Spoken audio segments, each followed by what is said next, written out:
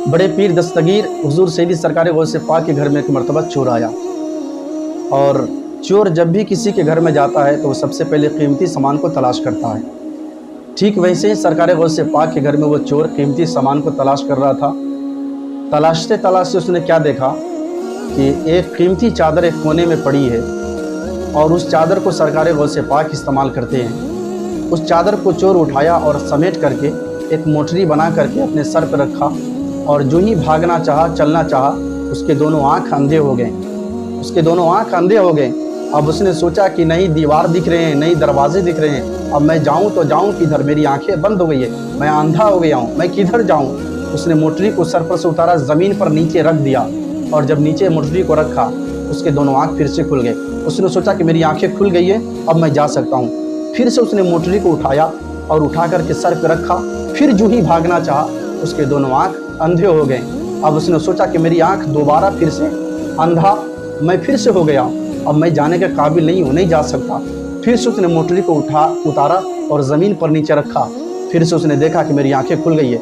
अब उसने सोचा कि दोबारा मेरी आंखें खुल गई है, शायद मैं भाग सकता हूँ, मैं जा सकता हूँ। उसने दोबारा मोटरी को उठाया, सर पर रखा और जो ही भागना चाहा उसके दोनों आँख फिर अंधे हो गए। दोनों आँख उसके फिर अंधे हो गए। उसके बाद इस तरह हरकत वो 3 मरतबा किया और चौथी मरतबा जब किया तो सरकार गौसे पाक की बारगाह में खादिम आया और आने के बाद कहा कि हुजूर मेरे इलाके के एक कुतुब का इंतकाल हो गया है, एक अल्लाह के वली का इंतकाल हो गया है, लिहाजा आप बंदोबस्त कर दे, आप इंतज़ाम कर दे।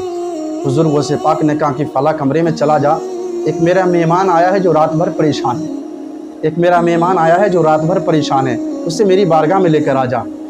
चोरों को भी इज्जत दे और चोरों को भी मेहमान कहे, उसे गौसे पाक कहा करते हैं, उसे गौसे पाक कहा करते हैं। इसलिए तो सरकार आला हजरत फरमाते हैं, सर भला क्या कोई जाने के है कैसा तेरा, सर भला क्या कोई जाने के है कैसा तेरा, औलिया मलते हैं आंखें वो है तलवा तेरा।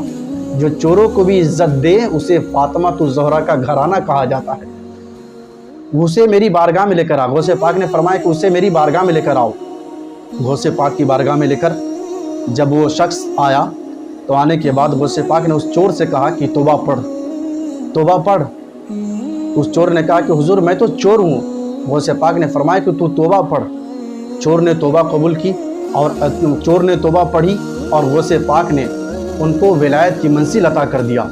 जो एक वक्त में चोर था, गौसे आज़म ने 1 सेकंड में उसे अल्लाह के वली और एक इलाके का कुतुब बना दिया। ये अल्लाह के वलियों का शान हुआ करता है।